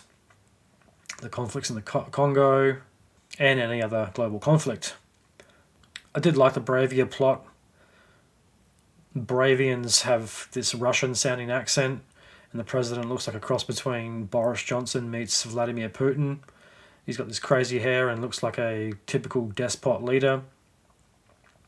The Boravians are at war with the Jaipurians, or Jaipur, or however it's pronounced. One group has an Eastern European look and sound to them, and the other ones look like they're from a much warmer climate. It's a weird mix. After the fight with the hammer of Boravia, we're introduced to the staff of the Daily Planet. There's some great retro vibes to the furniture. We're introduced to Cat Grant, Jimmy Olsen, Perry, the sports writer guy, and a few others. It's also our first introduction to Clark Kent, and Corning West does a very good job of the nerdy side of Clark Kent. His hair was all over the place. It's a bit too broccoli-headed for me. I'd really like if they'd bring back the Superman curl.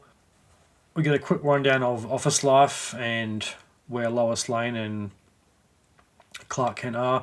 Clark Kent is made out to be an absolute fucking doofus, and it was very reminiscent of Christopher Reeves. The sports writer guy has taken the piss out of his writing, and he's kind of a bumbling, fumbling idiot, more or less. He's dropping things all over the place and he has no idea what he's doing, which was really reminiscent of Christopher Reeves. I always thought Christopher Reeves did a really good job of Clark Kent, making himself out to be a nerd and like he had no idea what he was doing and had no confidence. From there we get the more laid-back Clark Kent, where he's cooking Lois Lane dinner, which leads to the interview scene. I really like the interview scene. I think this really fleshed out Lois Lane's reporting abilities and how she keeps digging until she gets the truth of a story, when she interviews Clark as Superman and really puts him on the spot and tries to get the story out of him about the Jaipur Bavaria, however you say it, conflict. Superman saves the Jaipurians, but also starts a bigger conflict with their neighbours, who send the Hammer of Barovia to punish Metropolis.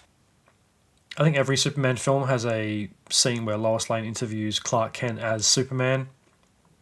This one just works a lot better than the ones from Man of Steel and Justice League, because she doesn't let her personal feelings for Clark or for Superman get in the way. She's really in reporter mode, trying to dig to the truth. I thought Rachel does a really good job of that, and she's a much less annoying Lois Lane than Amy Adams. So the next day there's another monster attack in Metropolis, and we get our first introduction to the Justice Gang, led by the Green Lantern, Mr. Terrific, and Hawkgirl. They all have some pretty cool intros into the DCU. I wouldn't have minded a bit more backstory about them. It was briefly mentioned, and I know Mr. Terrific from Arrow. Nathan Fillion plays Green Lantern. It's not the Hal Jordan Green Lantern. He's a different Green Lantern. He was pretty funny. I loved his white and black leather outfit, his gold tooth, and that fucking bowl cut. Now, all these attacks on Metropolis are all being orchestrated by Lex Luthor. He goes to the Pentagon, where he has an interview with some CIA directors, including Rick Flag Sr., played by Frank Grillo. He's trying to broker a deal with the CIA to back his Planet Watch group, which is a group designed at stopping metahumans like Superman. He is really obsessed with Superman. He thinks he's a threat, and he's the only person that can stop him. I love how unhinged Nicholas Hoult was and how obsessed he is with Superman. The CIA don't back his plan, and this leads Lex to take some drastic actions to undermine Superman further. He travels to the Fortress of Solitude. Lex arrives, gets in, which should be a little bit of a clue. Lex gains entry into the fortress. Crypto is taken. He finds the message from Superman's parents. A part of the message is corrupted. He has this lackey with him, the engineer or whatever her name is. She's full of nanobots, and she can turn the nanobots in her body into anything that she can think of. She hacks into the computer system and steals the message. Lex takes the message and decodes it and uncovers the corrupted part of the message. Now, apparently Superman's parents say he should go to Earth and rule over them like a god. He should take over the world, take as many wives as possible so he can produce more Supermen. I thought this was manipulated by Lex, but it turns out the message is actually true, which is much different to other versions of Superman where the message from his parents is all about peace and love. So Lex Luthor has a team of fanatical followers, and he has this army camp on the outskirts of the city where he has these eagles, these guys in these high-tech suits that are designed to fight metahumans. Lex's followers are like these die-hard acolytes. They're all a bit weird too. They're all a bit kind of off. They're kind of a weird motley crew of tech geeks and people who worship Lex Luthor. They're not overly explained that well, but he's got this group of henchmen, which is like a real throwback to 80s movies where all the bad guys had their own personal armies.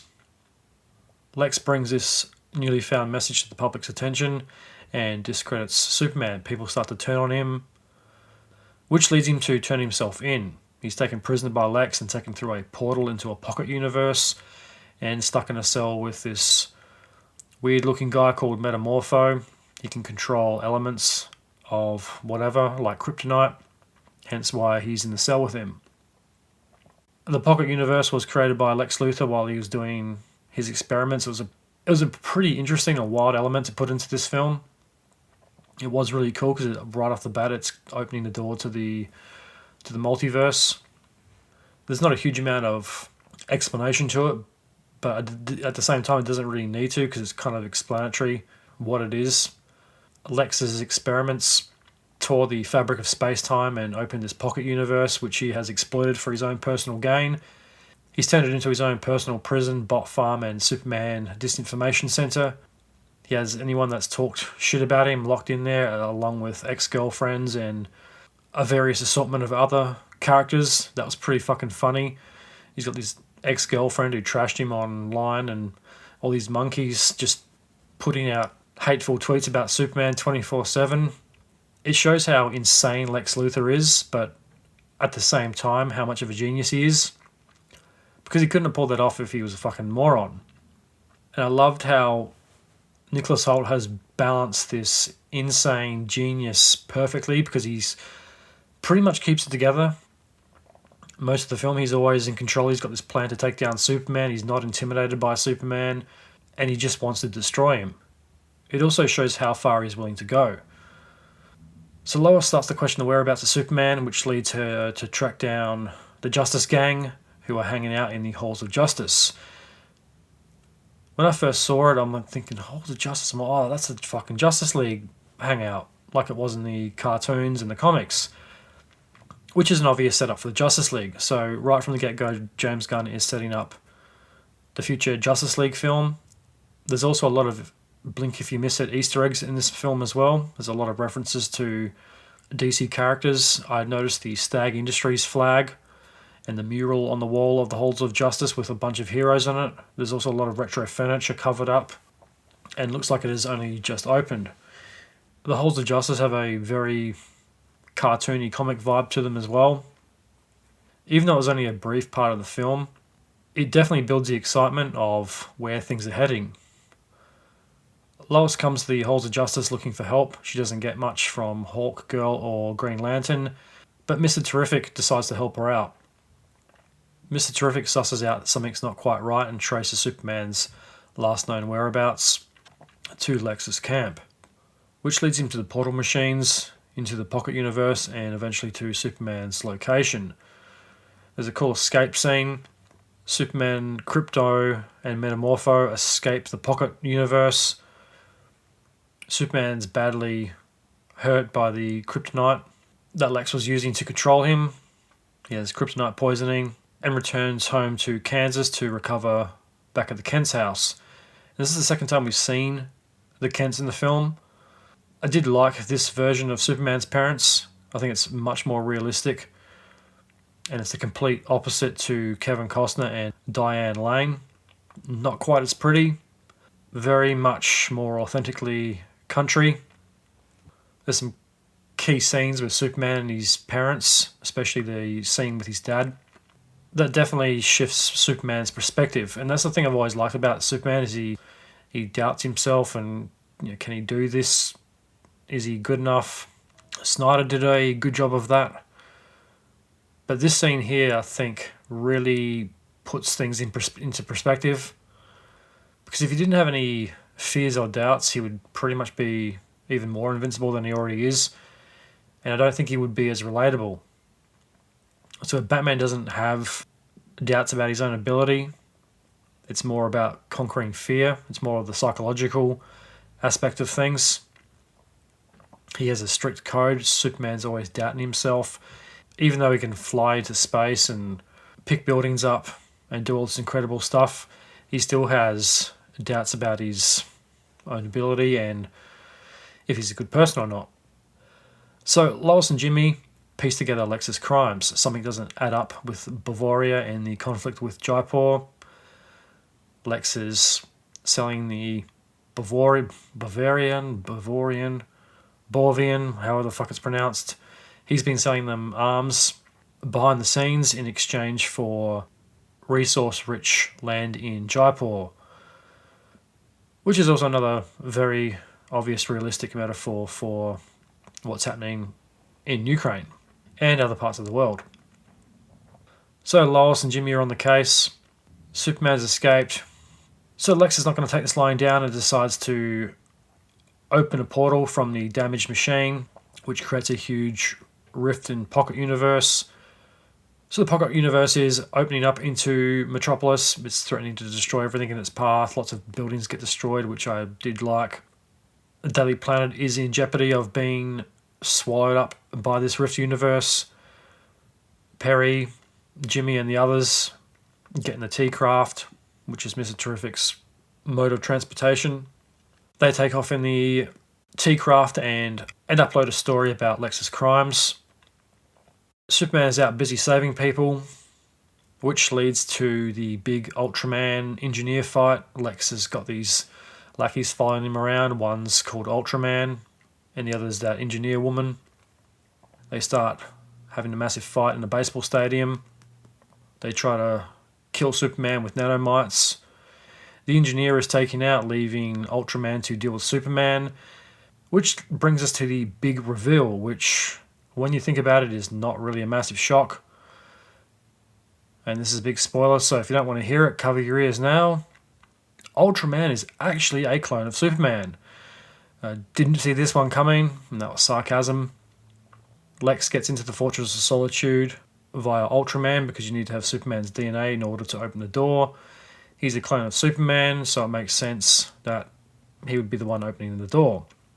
Lex is so obsessed with Superman, he goes to the site of his fights looking for DNA, where he finds a hair of Superman, which he uses to make the clone. And that reminded me of that scene from, was it Superman 4, 3, 2, where Gene Hackman tries to steal Superman's hair in that museum where it's holding up those bowls. So the fight ensues between these two. Superman eventually bests Ultraman. He throws him in front of this bus that's getting sucked into this black hole rift thing. Ultraman gets trapped and sucked into the black hole, which you know is going to come back in a future film as a bad guy. So Superman has bested Ultraman and saved the day. Him and Krypto fly off and shut down Lex's Pocket Universe machine. Lex's crimes have been released to the media, and Lois has undermined Lex the same way Lex has undermined Superman. Lex knows he's fucked at this point and tries to head for a portal generator thing before getting mauled by Krypto, which was fucking hilarious. It was comparable to the scene where the Hulk smashes Loki into the ground. And who knew that Krypto was what was missing in the Superman movies all this time? Krypto also looks like my dog Cora, a big white hound with big floppy ears. Cora's just as disobedient, but she's about twice the size. So Lex has been brought down. Superman saves the day. He gives Lex a speech about being human and about failing and about waking up every day and just doing your best, which once again really brings home the whole message of Superman, is even though he is the Man of Steel and can do all this amazing stuff, he still is very much human. After the day has been saved, Lex heads to prison. Lois seeks out Superman for an exclusive interview. She leads him into a old arcade where we get the floating, flying kiss scene, which is really cool. It's a real throwback to the original Superman films. There was always that corny floating kiss between Lois and Superman. I don't think it was ever in these Snyder ones. Probably too serious for that. I thought it was a nice tip of the hat to some of the iconic Superman moments from previous films. Rachel Brosnahan and David Corenswet have great chemistry in this film, where I didn't get the same sense of chemistry from Henry Cavill and Amy Adams, as good actors as they are. I never really brought that those two were that close of a couple. And the other reason for that is Zack Snyder kind of gets rid of all the romance of Superman out of the Man of Steel and Justice League and Batman vs Superman, so it was nice to see those romantic old school, old movie kind of elements in this. So from there, Superman heads back to the Fortress of Solitude to close out the film. One of the robots asks, does he want to watch the video of his parents because it calms him, soothes him? And he says, yeah, why not? And it's not the video of the alien parents who wanted him to take over the world. It's old home movies from the Kents, which was a nice touch. And it was a little bit emotional too, because it does keep reinforcing the human side of Superman. He's not the conqueror his parents wanted him to be. He's definitely on the side of human beings, which was one of the more confusing elements of the Snyderverse. Is he good? Is he bad? Ultimately turns out to be good, but there's so much back and forth. In Batman vs Superman, is he going to be fucking good? Is he going to turn out to be bad? It got really fucking boring. In this, it's very clearly defined that Superman is one for the people. In this, it's very clear that Superman is on the side of people. In this, it's very clear that Superman is on the side of humans.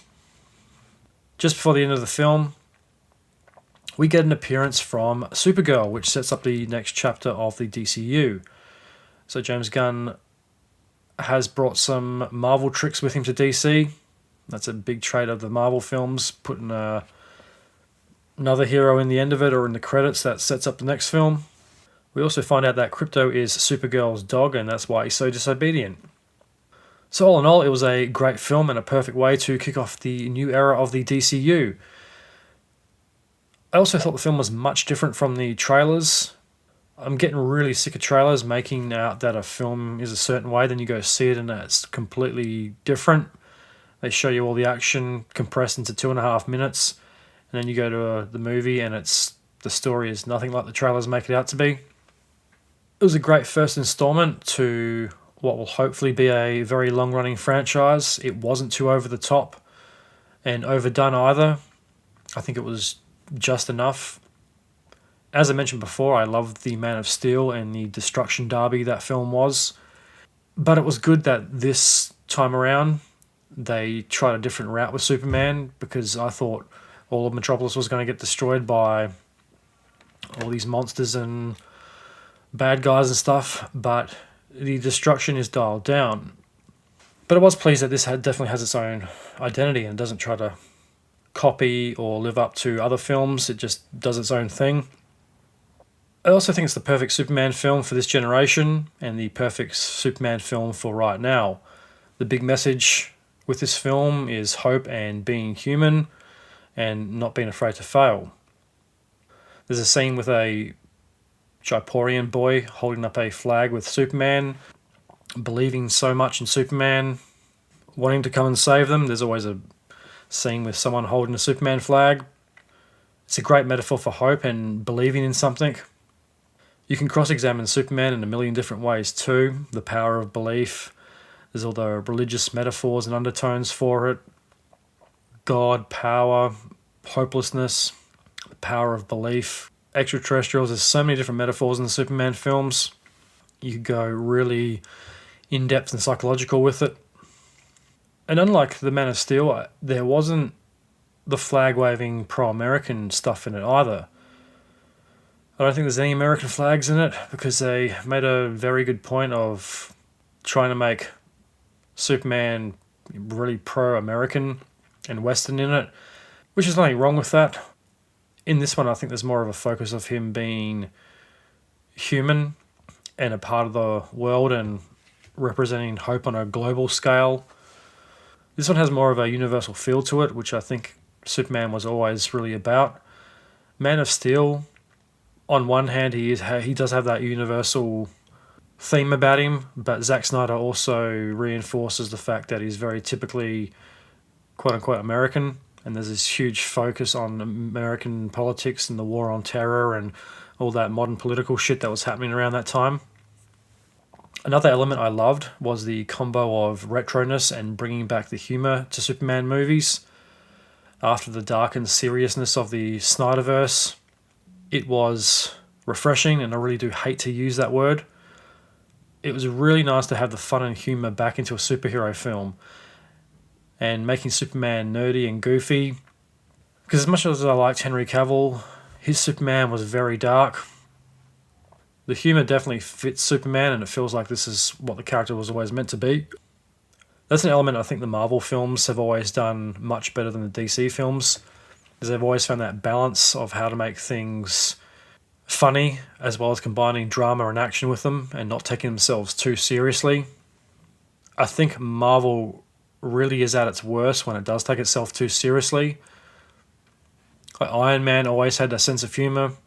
The Avengers always had its funny parts, and they were much better films than some of the other films like Captain Marvel that try to take itself too seriously, or Doctor Strange, Multiverse of Madness.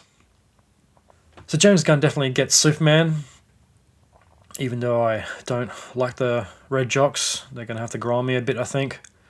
Even when he uses the Superman cliches like saving a dumb schoolgirl, standing oblivious to the dangers around them, or when Superman rescues a squirrel, or the dog about to be stepped on by the giant monster. They're all those classic elements of Superman, and they all work in this film.